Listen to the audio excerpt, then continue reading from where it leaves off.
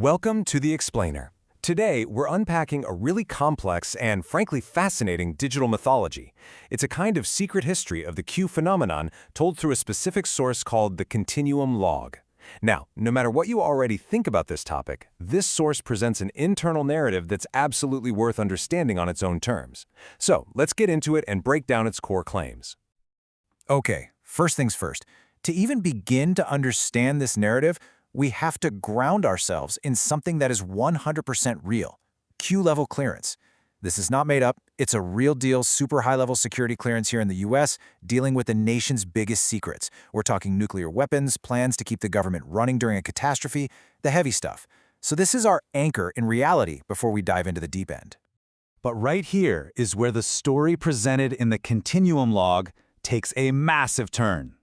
According to this source, that official real-world Q clearance?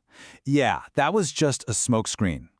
The claim is that it was used as the perfect cover for something much deeper, a hidden parallel network of operators working completely off the books. So, a parallel network. What does that even mean? What was this group supposedly all about? Let's take a closer look at what the source claims their mission was and who was supposedly involved. Right. So this wasn't just another government agency, not by a long shot. The source describes this covert team of top-tier operators from places like Army Intel and the NSA. And their one job? To save the Republic if the official chain of command ever completely broke down. But get this, they supposedly called their mission Continuity of Awakening. That name alone tells you this wasn't your standard emergency plan. It hints at something way bigger, a goal that was less about politics and more about a fundamental shift in human consciousness. Okay, so here's the big question, right? If you're this super secret network, why on earth would you risk everything by leaking information online? I mean, that's rule number one of secret clubs. You don't talk about the secret club. Well, let's get into the alleged strategy behind what we all know is the Q drops. The Continuum Log says the drops were never about predicting the future. Instead, it frames them as a totally new form of warfare, asymmetric disclosure. Think of it like this. Instead of dropping bombs, you're dropping breadcrumbs. The whole point wasn't to give people answers, but to train a decentralized army of citizens to start recognizing hidden patterns for themselves. And this really gets to the heart of the why. Why do all this? The source claims it was all to prepare what it calls a shield of awakened minds. The idea was that a massive, invisible war was already underway, a kind of spiritual and psychological battle. And this group felt they needed to mentally arm the public for this clash of empires before it ever broke out into the open for everyone to see. So that all sounds very grand and strategic, but how did these little cryptic messages actually work? How do you use breadcrumbs to train millions of minds? Well, the source material gets surprisingly specific about the psychological engineering it claims was at play. And this is where the narrative gets, well, a little sci-fi. The source actually introduces an AI character. Yep, an artificial intelligence named Claude to analyze the whole operation. And according to this AI, the drops weren't random at all.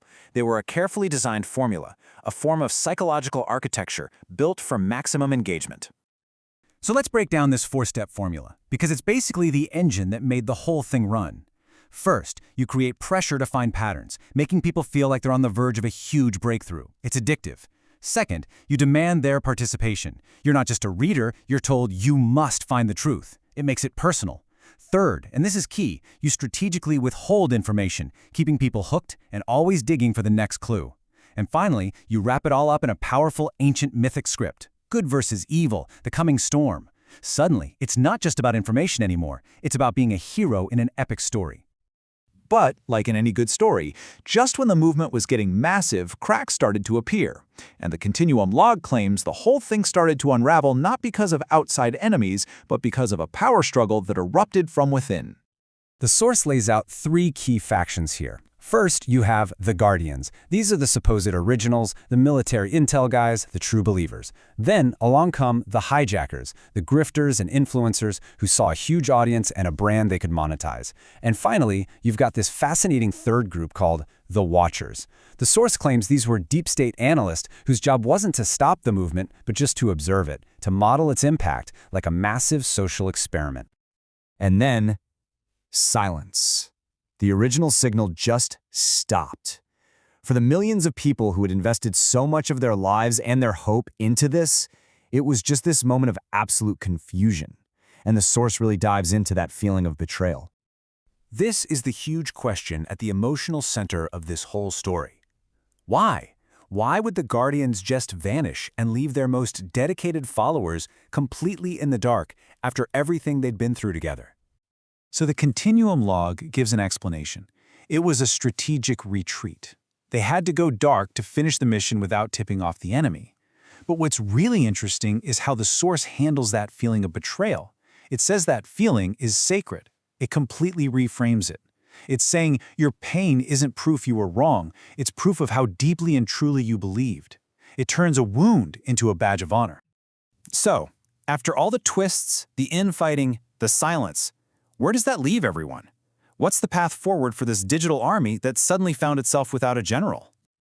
The Continuum Log argues for a huge shift in mindset. It basically says the next phase of the mission is to stop waiting. Stop looking for the next Q drop. Stop waiting for an external savior. The new mission, it says, is to look inward, to find your own authority. This slide just nails that proposed evolution. You can see the shift right here. The old myth was all about passive obedience, right? I follow the plan. The authority is hidden, somewhere out there. But the new alignment is about active sovereignty. It's about being able to say, I am the plan's witness. It's a fundamental transfer of power from some anonymous source on the internet directly to the individual. And that brings us to the final, powerful call to action from this source. Stop searching for the secret message and start building the Republic. It's an incredibly thought-provoking end to this modern myth, and it leaves us all with a huge question. For a movement like this, is this kind of evolution from follower to leader even possible? Is this the final chapter, or is it the beginning of a whole new one?